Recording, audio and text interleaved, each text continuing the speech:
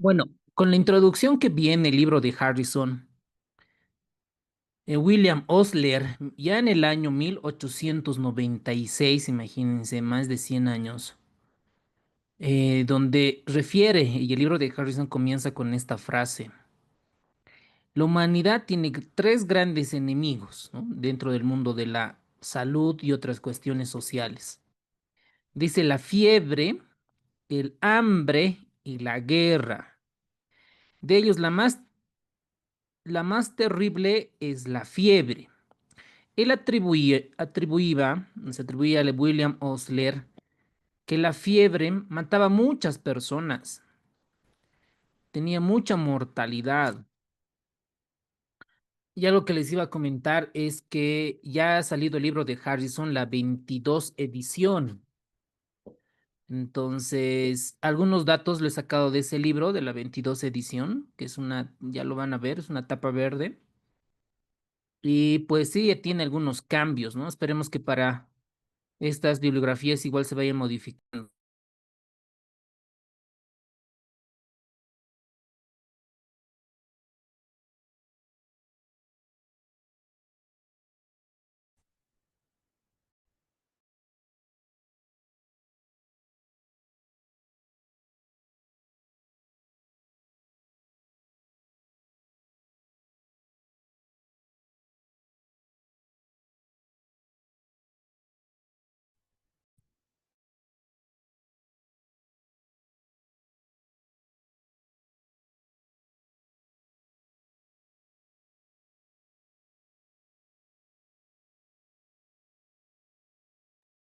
Entonces, ¿qué es el paludismo? ¿Qué es la malaria?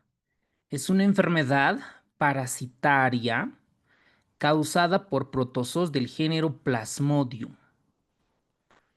Este Plasmodium nos infecta a los seres humanos tras la picadura de los mosquitos. Estos mosquitos es de la parte de Anófeles, específicamente las hembras que son infectados. ¿Cuál es la importancia de este parasitosis? Es que existe casi en todo el mundo. Miren, 91 países afectados por esta condición. Más de 3.000 millones de personas en riesgo. Miren este dato, desactualizado, pero miren, 229 millones de casos reportados. Es una enfermedad que tiene una cuestión de salud pública. Y miren cuántos mueren. 409.000 muertes por cada 1.100 por día.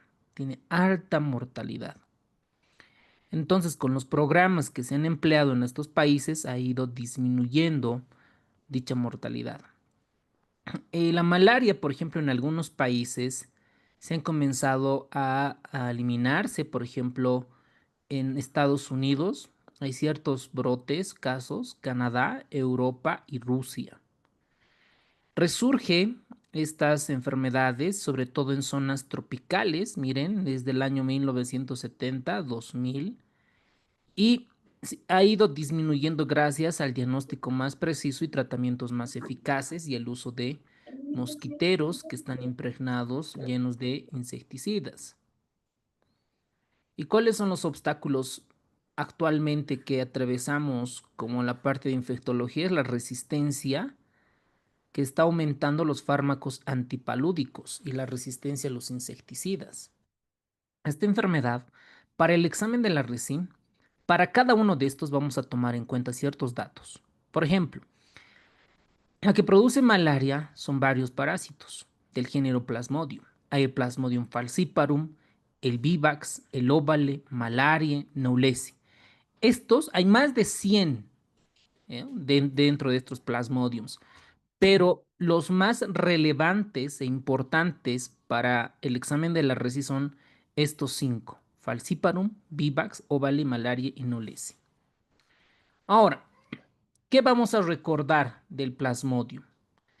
De todos los Plasmodiums que ustedes ven acá, estos que van invadiendo glóbulos rojos, el más grave, el que tiene mayor mortalidad, es el Plasmodium falciparum. O sea, no se pueden olvidar. Plasmodium falciparum es la que tiene mayor mortalidad mayor letalidad. Espero que ya puedan diferenciar cuál es la diferencia entre mortalidad y letalidad. Ahora, ¿cuál es lo más frecuente? El más frecuente de los plasmodios a nivel mundial es el Vivax. Se van a acordar de Vivo, ¿no? El Vivo, Vivax. Frecuente y este en algunos casos puede ser grave. Ahora, en el tema de salud pública, vamos a ver cuál de estos en Bolivia, en Pando, Santa Cruz, Cocha o Santa Cruz, cuál es el más frecuente. Vamos a comparar con el libro de Harrison. Hay otras, por ejemplo, el óvale. Esta óvale se caracteriza porque tiene hipnozoitos, es decir, estos parásitos duermen en el hígado y pueden ocasionar recaídas. Suelen preguntar mucho en los exámenes de la red, no solo en Bolivia. ¿Cuál es la más letal? Falciparum. ¿Cuál es la más frecuente? Vivax.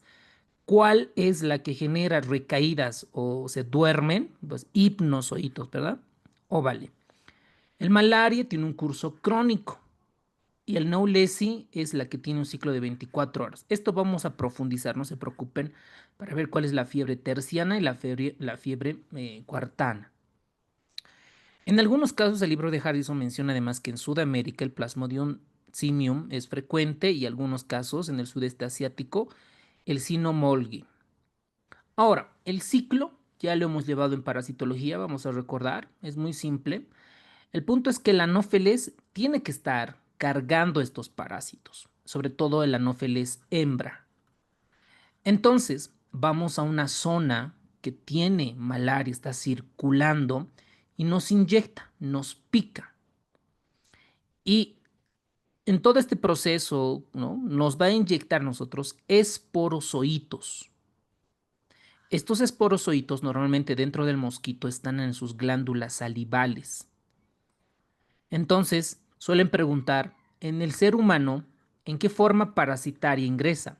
La respuesta será esporozoitos. Estos esporozoitos van básicamente al hígado. Van a ir al hígado en busca. Uno se pregunta y dice, ¿por qué no va al corazón, a la pleura, al vaso y otros? Porque dentro del hígado han demostrado ciertos receptores para estos plasmodiums. Entonces, una vez que llega a la parte hepática, hay muchos que van a dormirse y van a ocasionar recaídas. Y estos son los famosos hipnozoitos. ¿Cuáles son los más frecuentes? El Plasmodium vivax y el Plasmodium ovale. Incluso el libro refiere que pueden permanecer inactivos en un periodo de 2 semanas hasta un año, ¿se imaginan? Pueden estar ahí. Entonces, posteriormente, dentro de estas esquizogonias, vamos a dibujarnos acá un hígado, un hepatocito lleno de parásitos, se forman las esquizogonias intrahepáticas o preeritrocitarias. Entonces, por la inflamación y la acumulación y la reproducción, se rompe este hepatocito y libera mucha cantidad de esporozoitos. Específicamente, lo que pasa, lo que libera es los merozoitos. Entonces, estos merozoitos pueden liberarse al torrente sanguíneo de 10.000 a 30.000 merozoitos. O sea, muchos. ¿Ok? Entonces, cuando se libera acá, van a ir a buscar al eritrocito. Por eso esta fase hepática también se la denomina la fase preeritrocitaria. Entonces va a ir a buscar a los glóbulos rojos. Estos glóbulos rojos van a ser invadidos por los merozoitos. Y cada plasmodium tiene tendencia, por ejemplo, por los glóbulos rojos jóvenes, algunos de una vida media de 100 días de 100 días de vida media, etcétera. Ahora, dentro de estos glóbulos rojos también se van a multiplicar. Por ejemplo, el libro de Harrison se refiere que se multiplican de 6 a 20 veces cada 48 horas. Este de cada 48 horas depende, ¿ok? Por ejemplo, el Plasmodium malariae van a multiplicarse de repente cada 72 horas, mientras que el Neulesi cada 24 horas.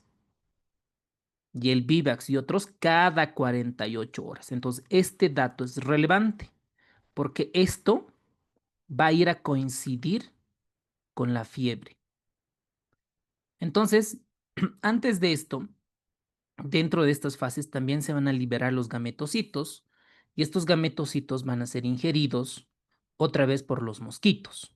Esto de manera resumida, vamos a ir profundizando. Miren, una vez el mosquito llega a la persona e inyecta esporozoitos, todos ahí claves, esporozoitos. Va hacia al hígado, específicamente el hepatocito. Ya en las siguientes diapositivas vamos a ver qué receptores están involucrados acá. Posteriormente viene la fase hepática o preeritrocitaria, o como acá dice, exoeritrocitario. En algunos textos está como preeritrocitaria esta fase. Dentro del hígado se van reproduciendo, se forma el esquizonte hepático, donde se van dividiendo varios. Se rompe este esquizonte y va a ir a buscar a los glóbulos rojos de estos merozoitos. Y ahí se forma el ciclo eritrocitario.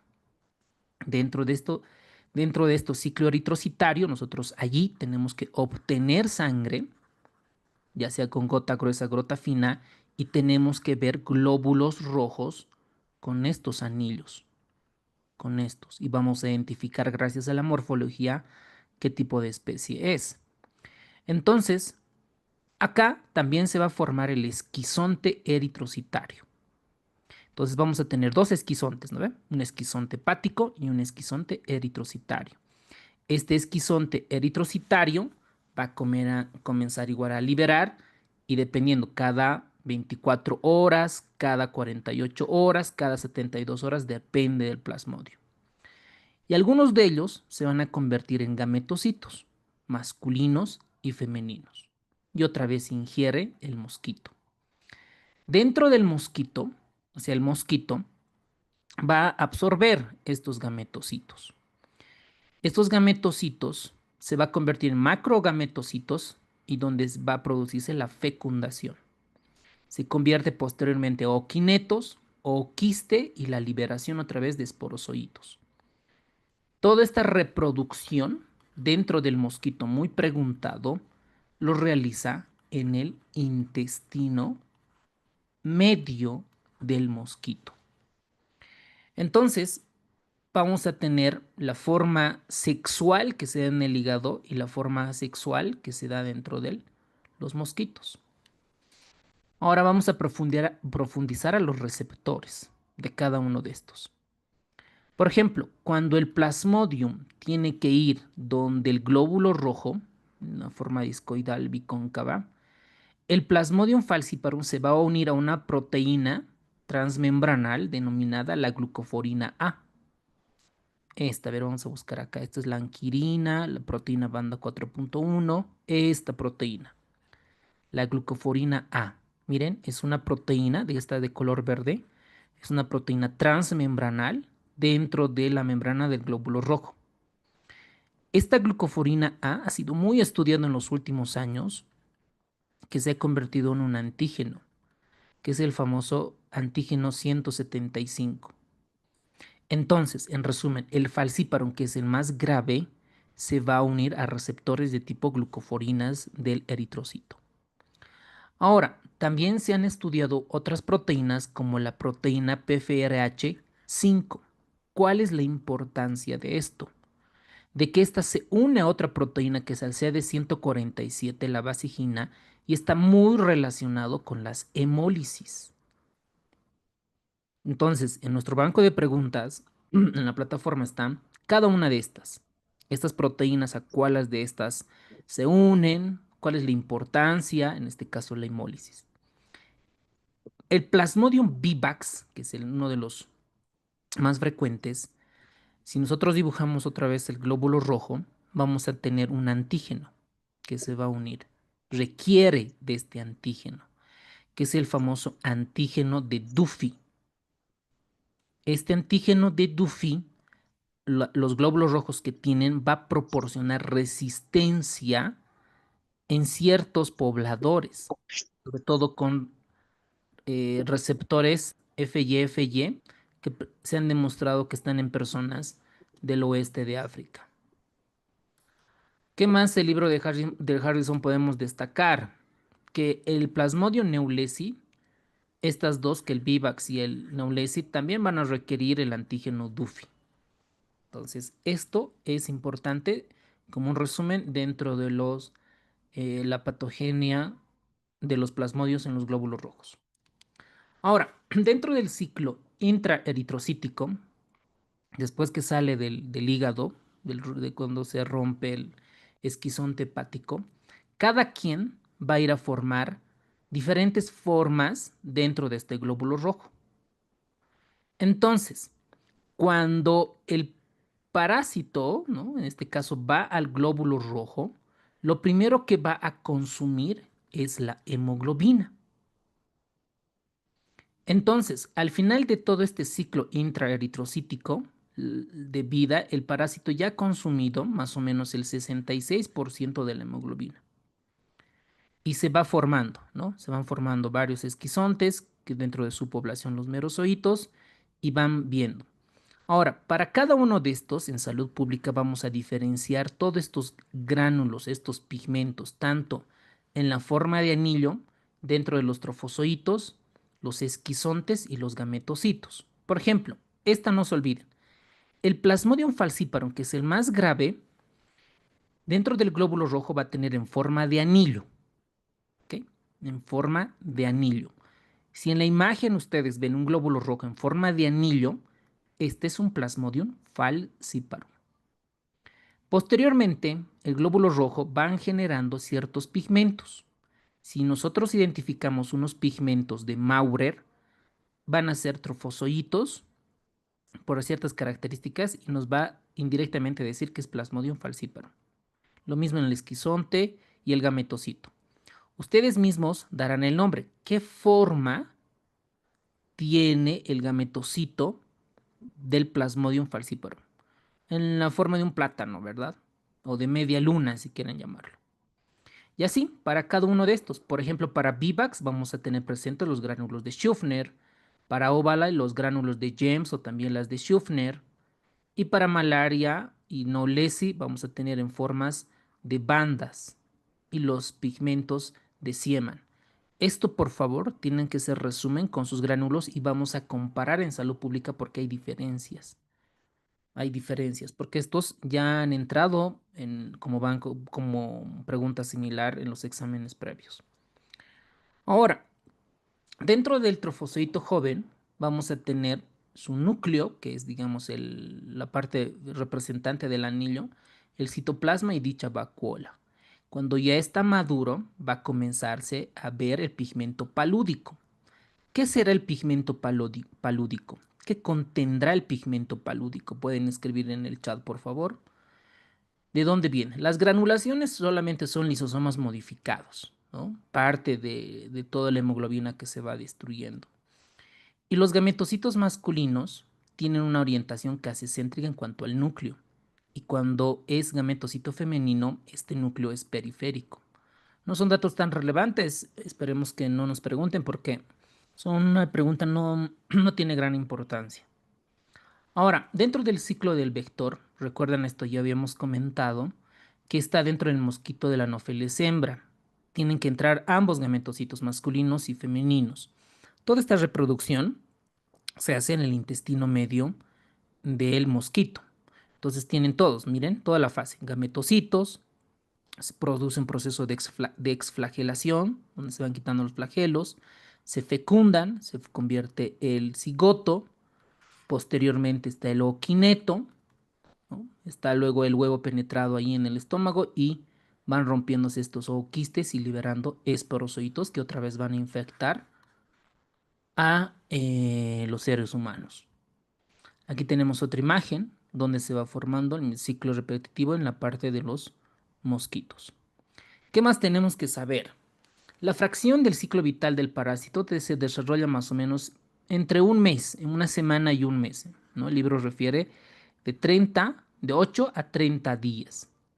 Y para transmitir el paludismo, el mosquito debe vivir por lo menos 7 días, ¿no? Para que todo este proceso de división puede ocurrir dentro del mosquito. Esto de 7 días pueden volverlo flashcard. Son preguntas hiper rebuscadas que solo vamos a encontrar en la plataforma. Y las esporogonias normalmente no completan su desarrollo a temperaturas muy bajas. Por eso que en La Paz, Potosí, Oruro no vamos a encontrar malarias, porque las esporogonias necesitan temperaturas altas. Por ejemplo, un Plasmodium vivax no vive con una temperatura menos de 16 y el Falciparum menos de 21. Entonces, esta es la explicación por qué en la altitud no tenemos mucha malaria. Y por eso en zonas tropicales, ¿no? Imagínense el África, por ejemplo.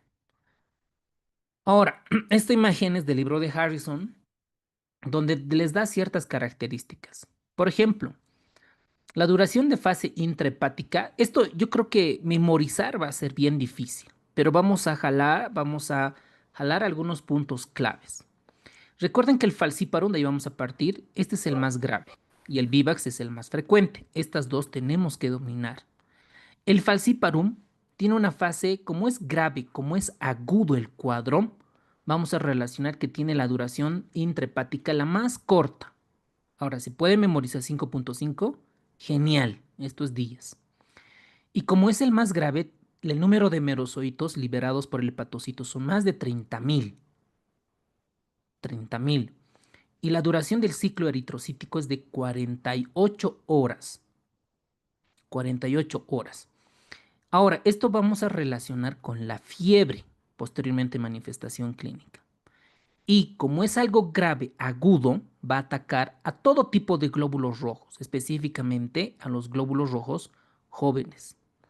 La morfología en su forma es anular o en forma de anillo, que habíamos visto a un principio.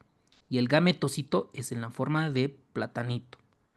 El pigmento que tienes de color negro y la capacidad para causar recaídas no está presente, solo que este produce de forma aguda. Esta es la que tenemos que dominar. Vivax es la más frecuente, entonces por importancia esta deberían preguntarlos como segunda opción. El número de miren la duración intrahepática 8 días, número de merozoitos 10.000, ciclo eritrocítico 48, ataca a las células jóvenes llamadas reticulocitos, ustedes saben que el glóbulo rojo joven es reticulocito y su morfología es irregular, pueden tener anillos grandes y está presente en los gránulos de Schüffner, cosa que el falciparum no tiene gránulos, no le da tiempo a desarrollar y puede presentar recaída. ¿Ok? Ahora, algo que llama la atención es que el malaria le gustan los glóbulos rojos envejecidos, ¿no? De 100 días, 120 días. Eso como algo llamativo. Muy bien, doctores. Vamos a todo lo avanzado, vamos a retroalimentar con preguntas. Pueden contestar 15 segundos en el chat, por favor.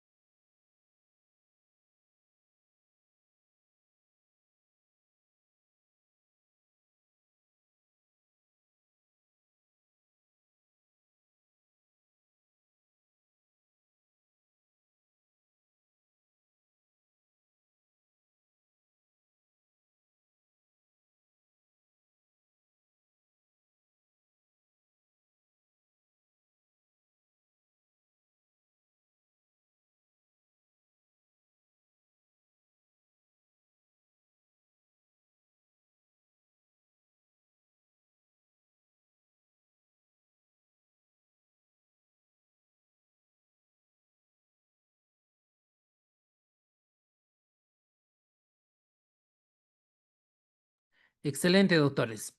Acá, ¿cuál era la respuesta? El oquiste, ¿dónde se desarrolla? En el hígado, en el bazo, el intestino del mosquito, glándulas. Excelente, ¿no? Inciso C. Muy bien, queda claro. Entonces,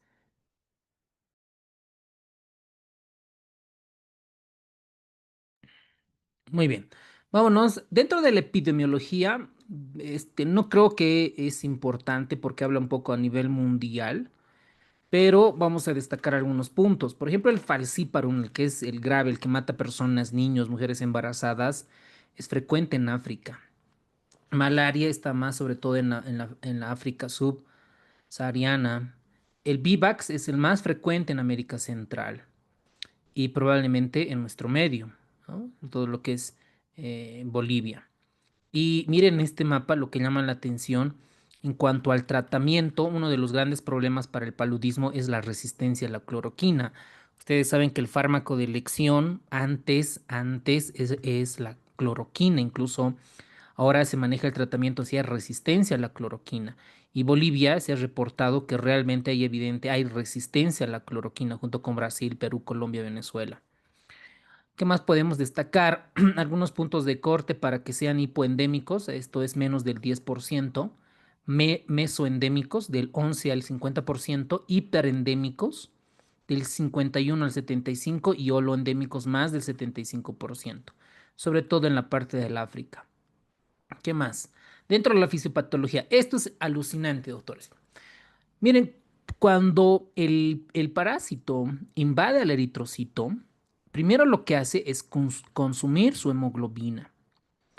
Y ustedes saben que está el grupo hemo y la parte de la globina. Cuando se destruye esta hemoglobina, la globina se convierte en aminoácidos y el grupo hemo en ciertos pigmentos.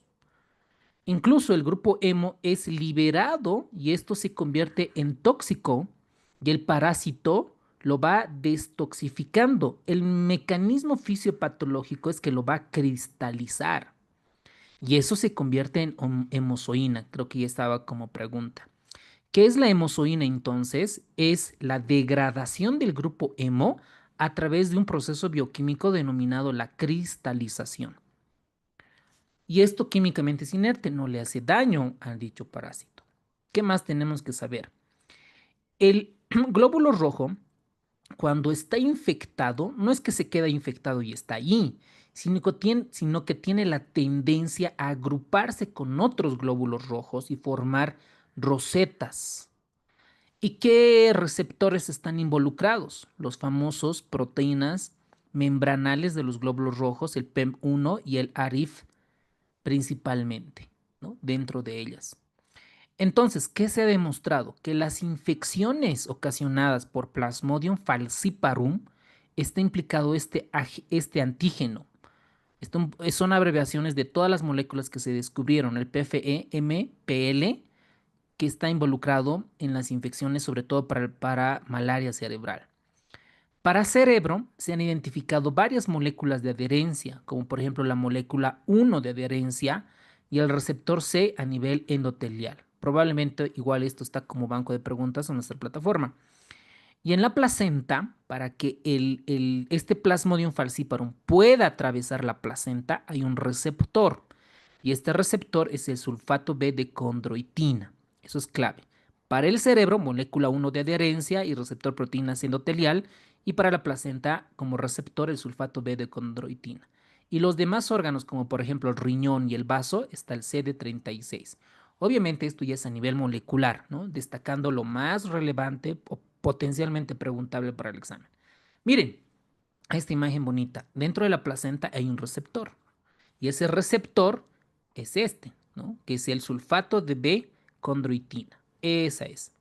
Este sulfato A también se han descubierto y ácido hialurónico. Dentro del cerebro, para que el plasmodium pueda ingresar a cerebro, está la S-lectina, la trombospondina y la ICAM-1. Esta ICAM de las tres, doctores, esta es la más relevante e importante. A nivel microvascular están el BCAM, el CD36 y el CD31. ¿Por qué? Cuando los parásitos se van uniendo a los glóbulos rojos, van a formar tendencia a formar coágulos, trombos. Y esto van a obstruir el flujo sanguíneo a nivel cerebral y obviamente el paciente puede estar en coma, puede tener convulsiones, disminución del estado de conciencia. Aquí hay más receptores involucrados que vamos a ver, por ejemplo, miren, a nivel placental, específicamente dentro del cinciotrofoblasto. A nivel del cerebro habíamos destacado el ICAM. A nivel de la médula ósea hay algunos receptores que todavía no se han identificado, es la que produce anemia. Y a nivel del pulmón tampoco se han identificado receptores que se produce el edema pulmonar no cardiogénico. Ahora, ¿cómo se defiende nuestro cuerpo? Primero, hay un síndrome de respuesta inflamatoria sistémica inespecífica. Primero, ¿qué es lo que le pasa al vaso? Crece, aumenta. ¿Por qué? Todos los glóbulos rojos que pasan por el bazo destruye el vaso, los glóbulos rojos infectados y no infectados.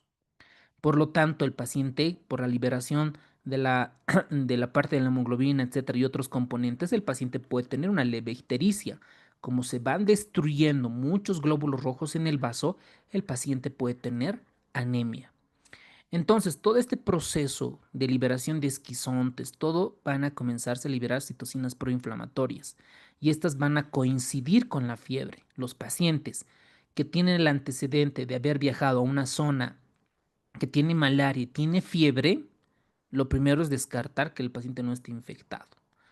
Ahora, ¿qué más se han descubierto? Algunos rasgos en cuanto a las hemoglobinopatías y defectos enzimáticos.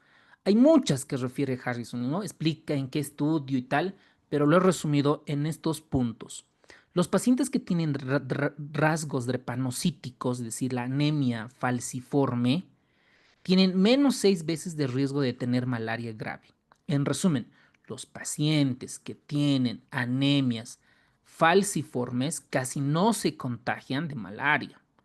Los pacientes que tienen hemoglobina S y hemoglobina C disminuye la citoadherencia por menor expresión de dichos receptores, es decir, es menos grave. Los pacientes que tienen hemoglobina de tipo E disminuye la multiplicación parasitaria.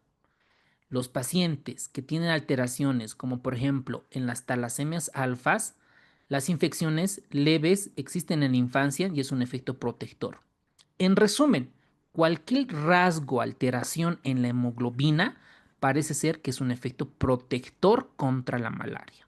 Bueno, ahora, otro dato que suelen preguntar como rebuscada en casos clínicos es la deficiencia de la glucosa 6-fosfato deshidrogenasa. Ustedes saben que esta enzima participa en el proceso de la glucólisis y otros procesos metabólicos. Cuando un paciente tiene deficiencia de esta enzima, la glucosa 6-fosfato deshidrogenasa, hay protección contra el Plasmodium falciparum. ¿Ok? En resumen, cualquier alteración de la hemoglobina y enzimas nos da un efecto protector. Qué más dice el libro de Harrison? Que también está alterada la inmunidad adquirida. Dentro de la inmunidad adquirida, esta, cuando ya va teniendo reconocimiento contra estos antígenos y de estos parásitos, la inmunidad va adquiriendo defensas, ¿no? Se va adquiriendo memoria inmunitaria. Y esto puede involucrar mayor síntesis de anticuerpos. Por eso los pacientes que tienen malaria hay un aumento de inmunoglobulina, sobre todo M, IgG, IgA, de características policlonales. También los lactantes, porque el paciente ha sufrido uno de estos procesos, estas inmunoglobulinas, algunas de ellas pasan la barrera hematoplacentaria y le da factor protector a los lactantes. Y el parásito también han desarrollado ciertos mecanismos de evasión a nuestro sistema inmunológico. Por ejemplo, se ha identificado que los eritrocitos que han sido infectados carecen de complejos de moléculas de histocompatibilidad y estas no son reconocidas por los linfocitos T. Y sabemos que los parásitos pueden alterar la variabilidad genética y esto evita que una respuesta inmune específica contra estos parásitos. También hay persistencia prolongada de parásitos y factores que van atribuyéndose al sistema de inmunológico que van a dificultar que nosotros tengamos una vacuna eficaz. ¿Ok? Muy bien. A ver, vamos a esta pregunta. En el eritrocito infectado por Plasmodium, el grupo hemo tóxico se inactiva mediante... ok, ya comentamos cuál será la respuesta. 15 segundos, doctor.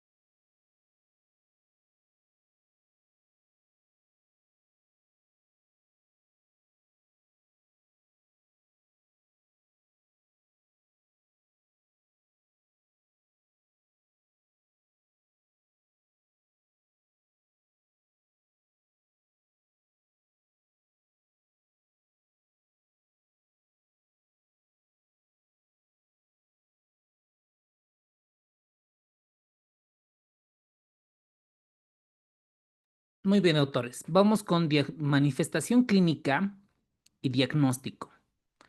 A ver, a un principio, primero, la manifestación clínica es algo inespecífico. No es necesario que memoricen. A ver, voy a anotar bien. Inespecífico. Bueno, no por hecho de tener sensación de malestar general, cefalea, fatiga, vamos a sospechar en malaria. No, no, no es así, ¿no? ¿Cuándo vamos a sospechar el paciente si tiene fiebre más el componente epidemiológico? Esa es la clave. Ese es el componente. Puede tener todo lo que puedas imaginarte, diarrea, vómitos, fiebre, molestias, etcétera. No es necesario que memorice. Ahora, en el Plasmodium falciparum grave, sobre todo afecta a los niños y a las embarazadas o a los que por primera vez tienen contacto con este parásito. El Plasmodium falciparum en los niños puede haber convulsiones febriles o encefalopatía cerebral. Cualquier manifestación a nivel del sistema nervioso central. Les voy a dar aquí el tip de las fiebres. Eso es muy preguntado. Ahora, el paludismo cerebral, ¿cuándo vamos a sospechar cualquier manifestación del sistema nervioso central? Lo que te puedes imaginar, focalización, convulsión, disminución del estado de conciencia, opacificación en la retina, papiledema, todo lo que puedas manifestarte. ¿Qué suelen preguntarnos? Por ejemplo, y un poquito más rebuscados, ¿en qué porcentaje se encuentran los pacientes con hipertensión intracraneal? 8%. Miren, papiledema, 8%. Opacificación en la retina del 30 al 60% y zonas algodonosas menos del 5%. Podrían ser preguntas rebuscadas. Ahora, otro dato de grave, habíamos comentado paludismo cerebral. Otro es la hipoglucemia. Siempre analizando por qué sucede la hipoglucemia. Porque el hígado se está afectando. Recuerden que cuando ingresa el parásito, primero va a ir a atacar al hígado. Y el hígado pues está infectado, lleno de parásitos, por lo tanto no hace la producción suficiente de azúcar. Por lo tanto el paciente tiene tendencia a insuficiencia hepática. Como todo el proceso inflamatorio está hipotenso, el paciente puede hipotensar, dejar de orinar, etcétera, va a llevar a un proceso de hiperlactatemia. Recuerden que el paciente va a entrar en un choque distributivo. Cuando ingresa un paciente en un choque distributivo, los órganos sufren y las células que deberían de alimentarse con oxígeno ya no se alimentan por glucólisis aerobia, sino que se alimentan por glucólisis anaerobia. ¿Y cuál es el desecho de la glucólisis anaerobia? Es el lactato, el ácido láctico. Por eso, una de las complicaciones que refiere el libro de Harrison es la acidosis metabólica con anion gap elevado por lactato. Después del libro de Harrison menciona también concentraciones elevadas del ácido hidroxifeniláctico, el alfa hidroxibutírico. No es necesario que memoricen estos componentes. Con tal que ustedes sepan que hace una acidosis metabólica con anion gap elevado, es suficiente. Además, como todo está inflamado, recuerden, el cerebro está inflamado. También se inflama el pulmón. ¿Puede inflamarse el corazón? Por supuesto, puede ser una pericarditis o una miocarditis. También por el choque distributivo, los riñones sufren, tienen lesión renal. Entonces, a nivel cerebral, recuerden que el falciparum es el que más ataca, convulsiones, datos de aumento de hipertensión de cráneo. A nivel pulmonar, lo que haces es un síndrome de distrés respiratorio agudo, que en la parte de neumología, esto habíamos dicho que es sinónimo de edema pulmonar no cardiogénico, ¿no? Al nivel del corazón también puede haber pericarditis, miocarditis, pero el riñón está muy afectado. Lo que no dice el libro de Harrison es que los pacientes que tienen Plasmodium falciparum, ¿en qué porcentaje se truenan los riñones? Esta es mixta, puede ser prerrenal y renal. Ahora, entre la prerrenal y la renal, ¿cuál es la más frecuente? La renal. Por eso en el libro dice que se puede llegar a, o que puede llegar a tener una necrosis tubular aguda, principalmente. Entonces, cuando el plasmodium afecta a los pulmones, es un predictor de mortalidad más del 80% de los casos. Entonces, si el paciente está convulsionando, le damos diazepam. Si está inflamado, si tiene datos de hipertensión endocrinal, le damos manitol, soluciones hipertónicas.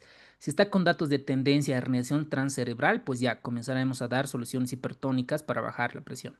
En el pulmón, ¿qué vamos a hacer? Dar soporte ventilatorio, oxígeno, ventilación mecánica. En el corazón, si entra un choque cardiogénico, dar inotrópicos y probablemente un ECMO o un dispositivo de asistencia ventricular izquierda. Si el riñón ya no funciona, pues le daremos hemodiálisis, ¿no? Esto dependiendo de qué patología estemos tratando. ¿Ok? Ahora, también el plasmodium ataca la fase hematológica. ¿Qué hace? Puede ocasionar anemia. Primero, ¿por qué tiene anemia? Porque el vaso está destruyendo los glóbulos rojos. Segundo, también se ha identificado hemoglobinurias paroxísticas, la famosa fiebre hemoglobinúrica. ¿Por qué sucede esto? Porque hay hemólisis. Entonces, la hemoglobina que se va liberando se va a través de la orina y se va eliminando la hemoglobina como tal. También se han identificado trombocitopenias y menos del 5% coagulación intravascular diseminada. Es decir, que el plasmodium destroza todo el organismo. Disfunción hepática, otras complicaciones que ya hemos visto. Aquí tenemos un poco de inmunología, cómo existe la disfunción renal por depósitos de inmunocomplejos IgG con complejos de ADN que se van a ir a estos complejos inmunitarios a depositar a nivel tubular y generar necrosis tubular aguda. Lo mismo pasa a nivel de la anemia. Miren, varios receptores involucrados. Dentro de estas, por ejemplo, las inmunoglobulinas IgG contra la banda 3, ¿no? Antígenos antiespectrina y va destruyéndose el glóbulo rojo. Y a nivel cerebral, ni qué decir, un proceso de vasodilatación unidas inmunoglobulinas antibeta tubulinas 3 y otras moléculas involucradas. Ahora, el, Hable. perdón.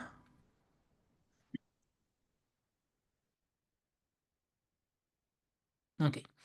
Ahora, este cuadro que tiene el libro de Harrison nos recomienda cómo vamos a identificar un paciente con paludismo grave. A nivel del sistema nervioso central, coma profundo. ¿Ok? Coma profundo. Acidemia acidosis, recuerden, es una acidosis metabólica con anion gap elevado por lactato. Ahora, no es necesario que memoricen. A ver, no sé qué está pasando acá. A ver, no es necesario que memoricen los puntos de corte, ¿no? Menos de 725, de veces no, esto no es, no, no es- eso ya lo vamos a llevar en acidosis metabólica, cómo se hace el diagnóstico, cómo se trata, etcétera. Ustedes simplemente recordar acidosis. Anemias normocíticas, lesión renal, SDRA, hipoglucemia, hipotensión, choque distributivo, hemorragias o coagulación intravascular y convulsiones. Estas convulsiones deberían de estar en paludismo cerebral. También hemoglobinurias, debilidad extrema, parasitemia. Este dato es importante, doctores. ¿Cuándo? Les digo, es importante porque en los exámenes de la RECI aquí en Bolivia y en otros países ha entrado esta parte. Cuando un paciente vamos a sospechar que tiene paludismo grave por recuento de parásitos, más del 5% en pacientes no inmunes y más del 10% en cualquier paciente. Este dato, anótese por favor en su resumen, resáltenlo, vuélvanlo mejor si es flashcard. Las parasitemias que nos hacen comentar que es grave la concentración. ¿Ok? ¿Y por qué hay ictericia y hipoglucemia? Por disfunción hepática, ¿no? Así de simple. Luego tenemos los signos clínicos, no es necesario aquí nada memorizar. Aquí las alteraciones en los laboratorios. Ustedes razonen, ¿no? Si un paciente está perdiendo glóbulos rojos, destruyendo, va a tener anemia, ¿no es cierto? Si el hígado está infectado, lleno de parásitos, el paciente va a tener hipoglucemia, va a tener tendencia a ictericia, ¿no? Porque el riñón está normal. Si el riñón se está tronando, la creatinina se va a elevar, ¿ok?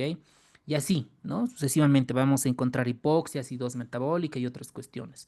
Ahora, memorizarse así más de 12.000, anemia intensa menos del 15%, plaquetopenia menos de 50.000, yo creo que no vale la pena, ¿no? Tener un razonamiento crítico para comenzar a contestar. Ahora, por ejemplo, esta tabla nos ayuda a ver la incidencia relativa de complicaciones graves por falcíparo. En mujeres adultas no embarazadas, ¿qué es lo más frecuente? La ictericia y la lesión renal. ¿Por qué? Por el compromiso de los parásitos que van al hígado y desencadenan respuesta inflamatoria. En embarazadas la situación es más grave. La paciente tiene ictericia, insuficiencia renal y tiene hipoglucemia y edema pulmonar. Entonces, ¿En quiénes o en qué población es más grave el paludismo? En mujeres embarazadas, por eso se mueren muchos. En los niños es al revés, es más frecuente la anemia, las convulsiones, recuerden convulsiones, y la hipoglucemia.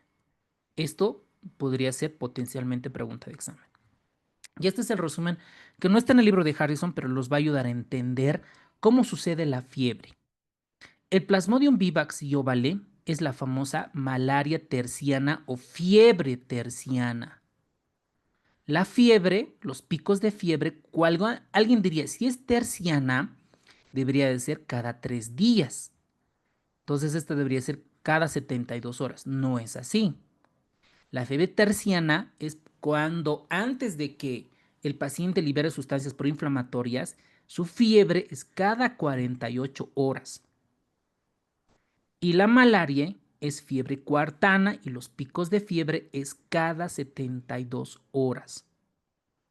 Porque esta parte en salud pública vamos a comparar y hay una diferencia. Y lo de salud pública en contenido está mal. Ya les voy a comentar en su momento. El falciparum, el más grave, puede haber cualquier momento fiebre, ya sea a las 24 horas, a las 48, 72. Lo más frecuente en los artículos científicos está cada 24 a 48 horas. Y el Naulesi es la famosa malaria cotidiana de cada día. Por eso la fiebre, el pico febril, es cada 24 horas. Esta es lo más relevante manifestación clínica. La fiebre, el contexto epidemiológico y las complicaciones. ¿Cuáles eran las complicaciones de una fiebre, doctores? A modo de repasar. ¿Cuáles eran las complicaciones o la fiebre complicada? Las El pa- convulsiones. ¿Ya? Pulsiones. Edema, primero, paludismo cerebral, ¿ok? Paludismo cerebral, con convulsiones, hipertensión, papiledema, etcétera. Paludismo cerebral. ¿Otra? ¿Cuál es la otra? Porque gracias si es un paludismo complicado o no complicado, vamos a hacer el Coma. tratamiento. A ver, creo que no he sido claro. Cuando hablamos de complicaciones, nos referimos a esto. Miren, a esto. Primero, paludismo cerebral. Una. Segunda, hipoglucemia. Tercera, acidosis. Cuarta, edema pulmonar no cardiogénico. Quinta, lesión renal. Sexta, anemias hemolíticas o alteraciones hemolíticas. Disfunción hepática. Cuando el paciente tiene esas condiciones, vamos a denominar paludismo complicado. Y el tratamiento es diferente a un paludismo no complicado. A un paludismo no complicado le daremos cloroquina, hidroxicloroquina. A un paciente complicado nos iremos directo a los artesunatos. ¿Ok? Por eso es importante clasificar y dar el tratamiento correspondiente y saber, obviamente, por qué es grave. ¿Ok? ¿Por qué? Muy bien. Entonces acá, ¿dónde estábamos? Acá, dentro del pico febril, esto nos va a ayudar a sospechar con todas las causas que pudieran ser. ¿Ok? Paludismo en embarazo, ¿qué va a ocasionar? Muchas complicaciones que ustedes han visto y lo van a ver. Aborto espontáneo, sufrimiento fetal, parto prematuro, muerte cerebral. El paludismo congénito se observa menos del 5%. Ahora, yo tal vez para el examen tenga que memorizar este valor. Si yo sé que me estoy peleando por un puesto, tengo que memorizar, hacer flashcard en mi apunte. ¿Ok?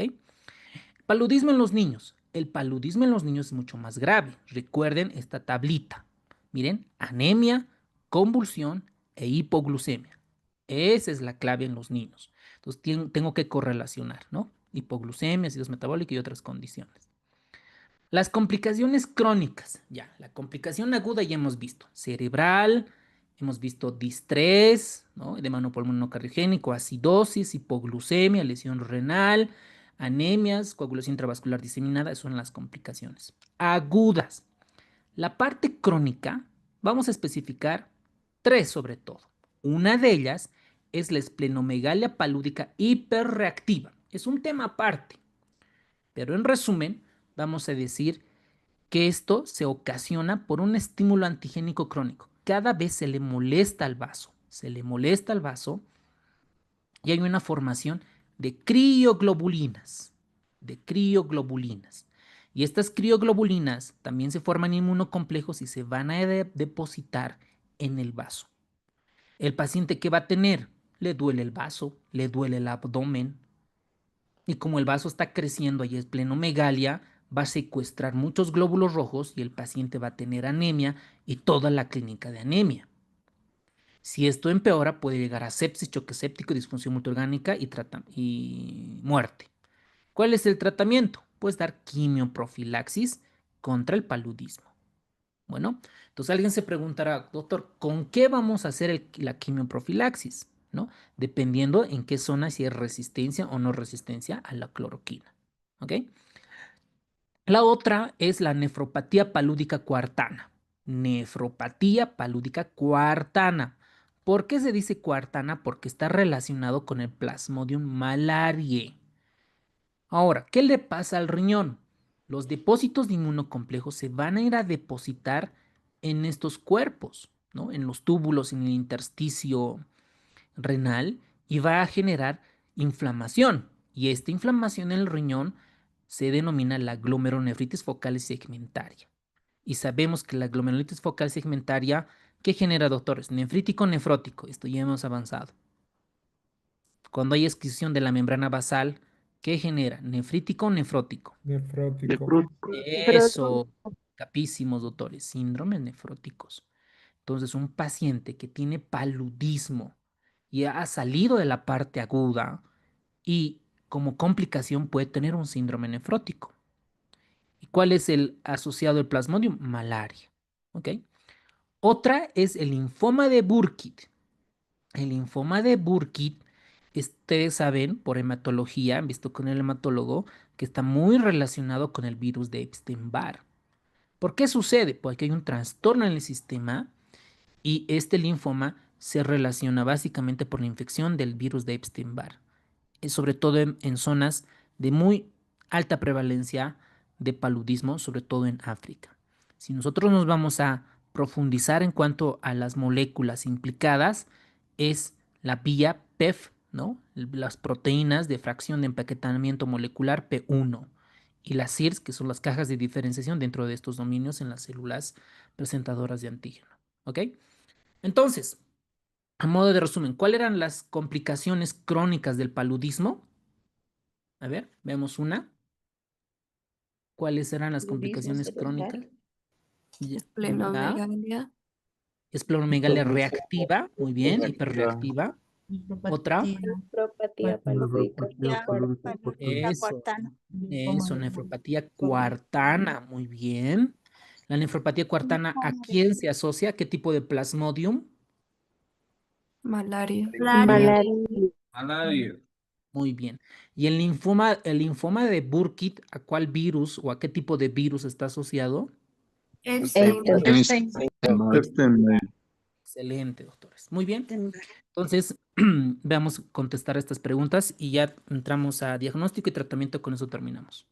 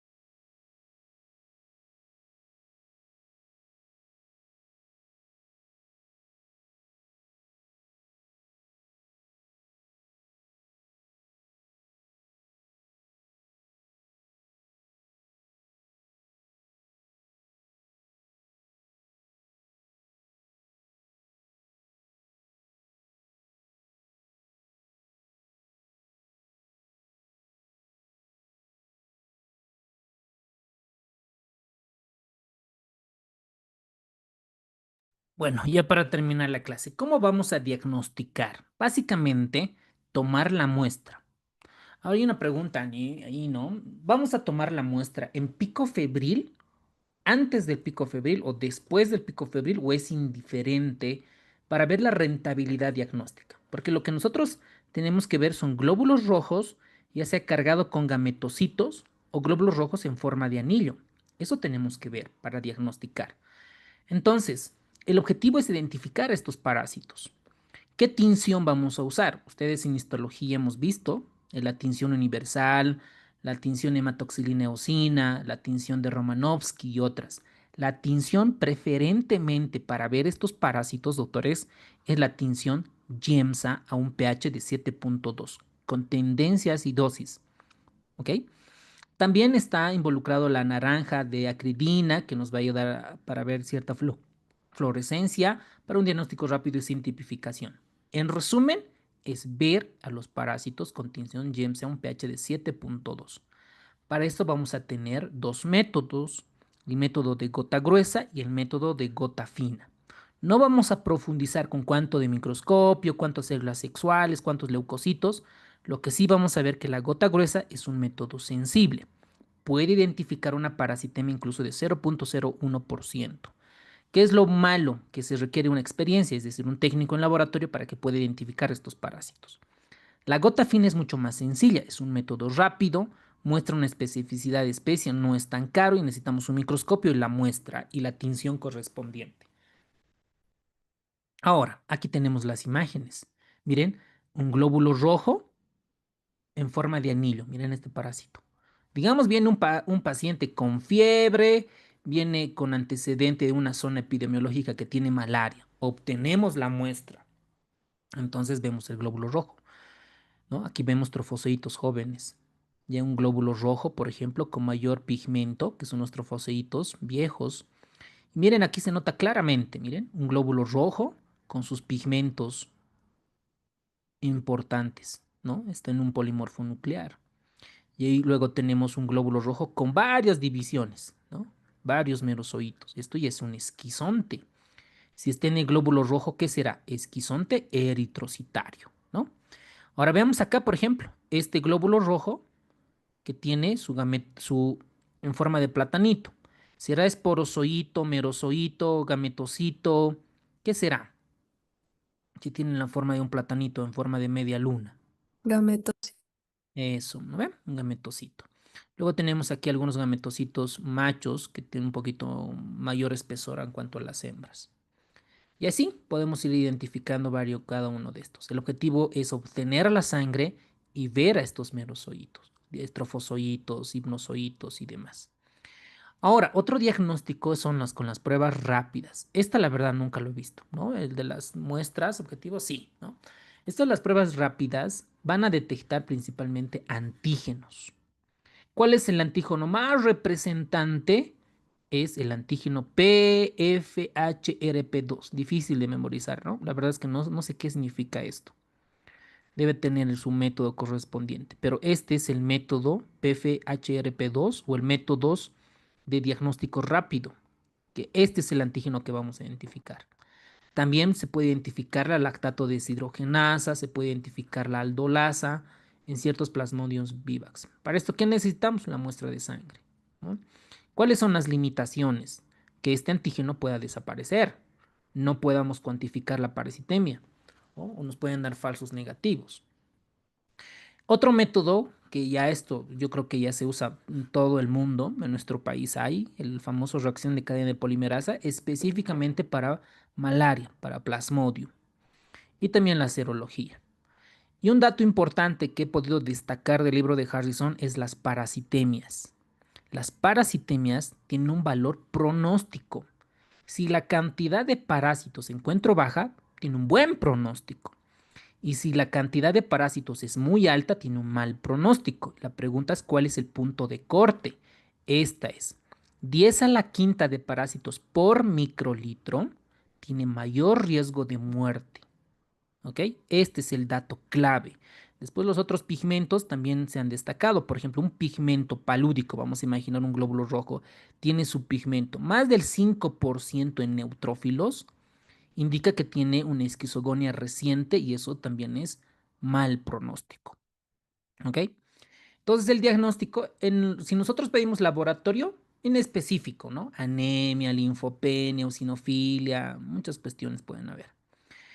Veamos esta pregunta. Ante un paciente febril que vive en una zona endémica de malaria, por supuesto, ¿no? El diagnóstico inicial, ¿con qué vamos a realizar? Clínico, frotis grueso, frotis de gota gruesa, gota fina, serología para plasmodium, radiografía, PCR, ¿no? Cuando estamos en una zona endémica. Básicamente necesitamos tomar muestra, ¿no? Muy bien, doctores. El inciso B, ¿ok? Con gota gruesa y gota fina. Muy bien. La tinción de elección para el diagnóstico de malaria, ¿cuál es la tinción recomendada? La tinción universal, tinción Gram, tinción de Romanovsky, tinción de plata, tinción Wright, tinción Giemsa, ¿no ven? Tinción Giemsa a un pH de 7.2. Muy bien, doctores, están capísimos. El método rápido que detecta la proteína 2 rica en histidina del Plasmodium falciparum, ¿qué método es? ¿No? Detecta la proteína, básicamente el antígeno, ¿verdad? ELISA, no. Prueba gota gruesa, no. Ahí vemos glóbulos rojos. Prueba rápida de PEV, esta, ¿no? Inciso C. Muy bien. El método diagnóstico más sensible para la malaria, PCR. ¿No? Yo creo que nadie le gana eso. PCR, sensible. El hallazgo de mal pronóstico en un frotis por Plasmodium falciparum, mal pronóstico, recuerden, ¿no? Las parasitemias. Gametocitos presentes, no, más del 20% de parásitos con pigmento visible. Ah, esto es clave, ¿no? Pregunta rebuscada, ¿no? Hiper rebuscada. Porque habíamos comentado en cuanto a pronóstico estos dos datos, ¿dónde están? Estos dos datos. Más de 10, o sea, de 10 a la quinta de parásitos por microlitro, mal pronóstico, y otros 20% de parásitos maduros con pigmento en frotis y pigmento palúdico más del 5%. Estos nos han preguntado, ¿no? Preguntas hiper rebuscadas. Muy bien. ¿Dónde estamos? 20%, perfecto. La malaria grave, el riesgo de muerte aumenta con 10 a la quinta, 10 a la sexta, 10 a la séptima. El riesgo de muerte. Muy bien, doctor, inciso B. Perfecto. Terminamos con esto y no les quito más su tiempo. El tratamiento. Mira, lo voy a dar de forma bien simple. Primero, tenemos que ver para tratamiento para Plasmodium falciparum y no falciparum. ¿Ok? Un punto de vista. Y el otro punto de vista es si es paludismo no complicado y paludismo complicado. Para retroalimentar, ¿cuándo vamos a decir que es un paludismo complicado? ¿Cuáles son las complicaciones agudas? ¿Cuáles eran, doctores? Ya, muy bien. Uno, paludismo cerebral. Otro, Hipoglucemia, splenomegalia, hipoglucemia. Muy bien. Otro, Edema Acidosis metabólica pulmonar crónica acidosis elevada. metabólica, Nefropatía, edema pulmonar no cardiogénico. Edema no cardiogénico. eso. Lesión Y la renal parte aguda. hematológica, ¿no ve? Muy bien, doctores. Si todos esos datos clínicos el paciente no tiene, se denomina paludismo no complicado. ¿Ok? Y el paludismo no complicado, ya sea por vivax, malaria, óvale, falciparum, tenemos que ver si hay resistencia a la cloroquina. Si no hay resistencia, es sensible, le damos cloroquina a esta dosis, ¿no? 10 miligramos de base, seguido de 5 miligramos cada 8, 24 C.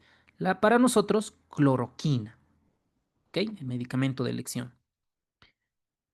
Ahora, si queremos hacer un tratamiento radical, sobre todo para el Vivax y el Óvale, a la cloroquina se le añade artemisina, ¿ok?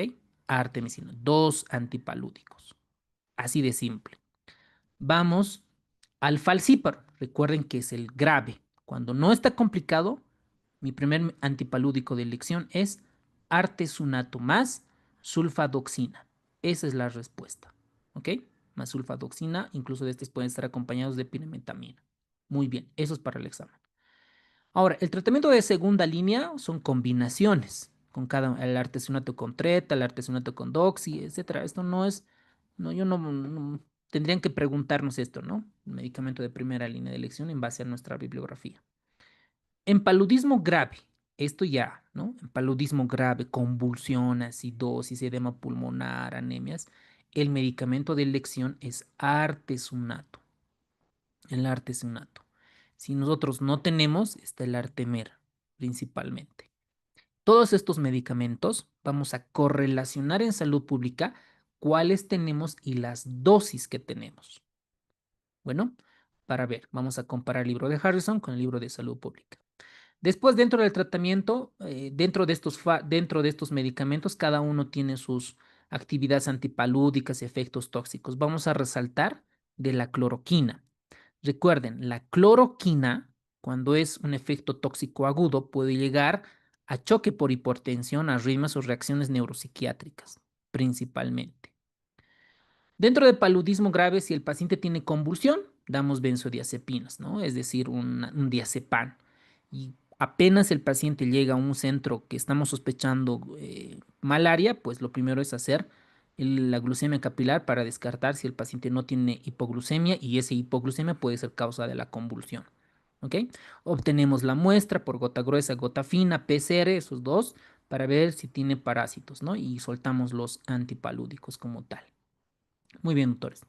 El tratamiento, si es lesión renal aguda, llamamos al nefrólogo para ver si necesita terapia de reemplazo renal, edema pulmonar, llamamos al intensivista para que dé soporte ventilatorio, si hay hipoglucemia, nosotros corregimos la hipoglucemia, sepsis, ¿no? Nos guiamos en el Surviving Sepsis, todo el manejo de hipotensión, NOR, antibióticos, antipalúdicos, soporte, etcétera, etcétera, y todas las complicaciones que pueden tener, ¿ok? Muy bien, doctores, con eso hemos terminado la clase. Dentro de la profilaxis en prevención, recuerden que puede ser con doxiciclina, mefloquina, dependiendo de la resistencia. En mujeres embarazadas, la mefloquina, doctores. ¿Ok? La mefloquina. Muy bien, doctores, hemos terminado la clase. Muchas gracias por estar en esta clase. Nos vemos el día mañana miércoles. Mañana es miércoles, ¿no? Mañana, doctores, hay una clase alucinante que es el tema de diabetes por la endocrinología. Iba a ser el jueves, ¿no es cierto? Iba a ser el jueves, pero dentro de la Sociedad Boliviana de Endocrinología, hay un congreso, ¿no? La parte de México, Colombia, etcétera. Entonces está en patología de tiroides. Entonces la doctora Shirley me ha comentado que por favor para mañana pudiera hacer esa charla. Entonces, mañana, doctora, es el tema de diabetes. Ahorita terminando la clase les voy a enviar todo el PDF, el contenido.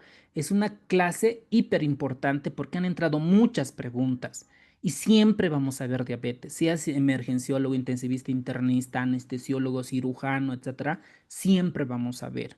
Entonces, tener las nociones básicas, el por qué usar medicamentos, cuándo usar insulina, bajar, etcétera, nos va a dar todos los tips claves, ¿ok? Entonces, mañana Doctor, es miércoles, la parte de diabetes, por favor. Dígame, doctorita, ¿cuál es su pregunta? doctor, perdón, entonces el jueves estaríamos con cirugía. Exacto, exacto, exacto. El Ah, jueves, ya.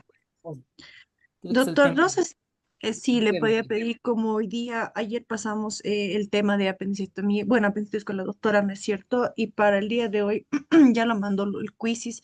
No sé si igual así podría ser también para subir a plataforma para no acumularnos después en fin de semana. Ya. ¿De qué tema, doctora? Perdón, creo que de infecto y he enviado todas, o me falta. ¿Cuál me falta? Sí, no, no, de los temas que vamos a avanzar, por ejemplo, Ah, mañana ok, ok. vamos a avanzar Ah, ya. endocrino, ¿no? Entonces, ni bien Sí. avanzamos, mandar el quizzes para poder realizarlo y así Ah, ok. retroalimentar y no aguardarnos todo hasta el fin de semana, por favor, Perfecto. doctor. Claro que sí, doctora. Claro que sí. Ahorita mismo vamos a Muchas enviar. gracias. Gracias a ustedes. Muy bien, comencemos a resolver entonces.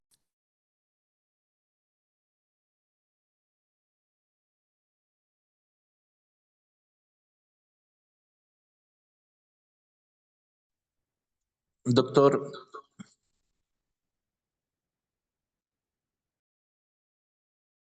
Sí, dígame, dígame, doctor, le escucho. una pregunta. Ayer le hizo una pregunta a la doctora sobre la apendicectomía, bueno, la apendicitis complicada y no complicada que había revisado de un artículo. Ya. No logré ver muy bien lo que puso en la pantalla usted. ¿De qué revista tuvo acceso a eso, doctor, me interesa mucho. Ya, doctor, voy a pasar al grupo el artículo original, voy a hacer un resumen y se los voy a pasar, ¿ya? Y voy a comparar con las otras guías del Colegio Americano de Cirugía en apendicitis no complicada sin coprolito, ¿ok? Les voy a mandar un Está bien. resumen. Más bien, muchas gracias, doctor, por la sugerencia para enviarles. Gracias, Doctor, doctor. buenas noches. Un favor, ayer nos dijo que nos iba a pasar el ranking de las especialidades y las notas. ¿Nos podría facilitar eso, por favor? Claro que sí, les voy a enviar en PDF, ¿va? Gracias, doctor. No, de nada, de nada.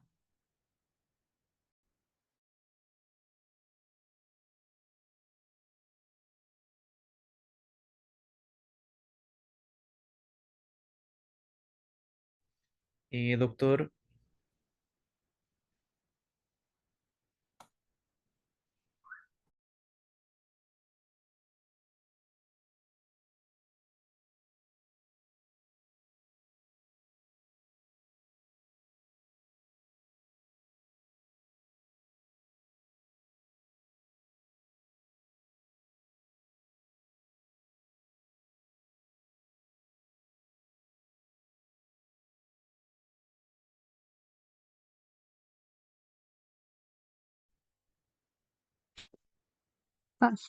Aquí bien, presentado,